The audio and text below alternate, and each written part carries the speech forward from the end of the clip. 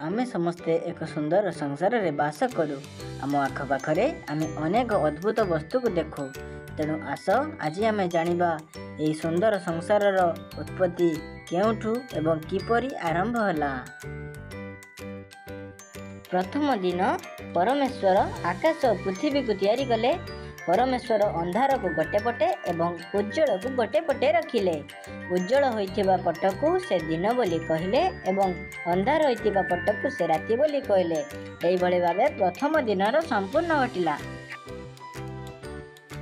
तेबे द्वितीय दिन परमेश्वर ऊपर और तल पानी मध्य एक अंतर सृष्टि कले, जहाकू से आकाश बोली संबोधन कले। एहा मध्यरे द्वितीय दिनर अवसान घटिला। तृतीय दिन भगवान समस्त पानी को गोटे जगह संग्रह कले एवं ताकू समुद्र बोली आख्या देले। तापरे आउ सब बाकी सुखिला स्थान को पृथ्वी बोली कहले। सेहीपरि घास गछ लता को सृष्टि कले एवं एही भली भाबे तृतीय दिनर मध्य अवसान घटिला।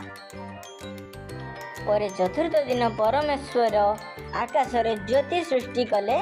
दिन पाई सूर्य एवं राति पाई चंद्रमा को सृष्टि कले। एही परि भाबे चतुर्थ दिनर समाप्ति घटिला। समस्त जीव जंतु मानकर सृष्टि परे से एक विशिष्ट प्राणी को ए संसार को आनिबा पाई चिंता कले एवं एही मनुष्यर उत्पत्ति कले। से एही मानव को ए संसार समस्त जीवजंतुंकर देखाशुना करबा पाई दायित्व देले। सेबेठारु ए सुंदर पृथ्वीर आरंभ होला।